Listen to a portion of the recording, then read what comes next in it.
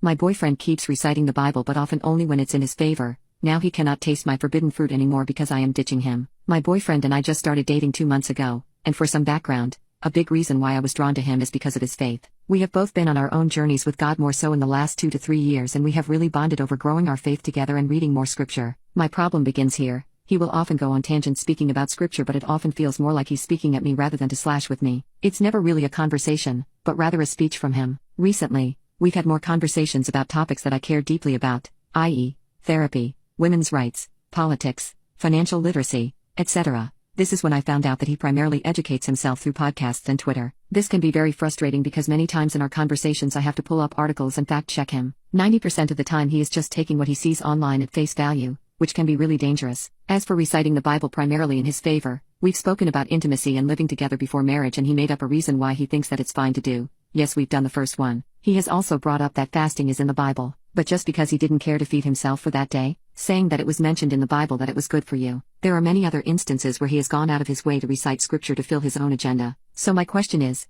are these massive red flags, or is my faith just being tested? Is it possible to weaponize scripture? I haven't been in a relationship for a while, but the spark is already dying for me here. I'm feeling like maybe I jumped in too quickly. Update: I want to start out by prefacing that I am someone who's always had to learn my lessons the hard way. Unfortunately, this was one of those times. I tried having a talk with him about what I spoke about in the post, and he seemed to take it well, and we agreed it would be something we could work on together. Then this past week, he was distant and cold, bailed on hanging out with me, and made up excuses as to why he didn't have time for me. I went to my therapy session and spoke to my therapist about everything. We decided it would be best for me to sit down and have another conversation with him and see if we could solve some problems and if there might have been some miscommunication. Something I didn't mention was that he's very kind, chivalrous, and gentle with most things, which is why it may have been worth working through. Well, I was wrong. I had to ask him when I was going to see him next, and he bailed on our plans for a second time. When I told him how hurt I was by his treatment of me this entire week, he sent me this unexpectedly long paragraph that was all cherry-picked quotes from me to make me seem like I said things that I didn't. He went on to tell me that I was making him put God second in his life. When I asked him how, he said it was because of our conversation about women's rights and termination. So it made him second-guess everything because I challenged his thought process on it.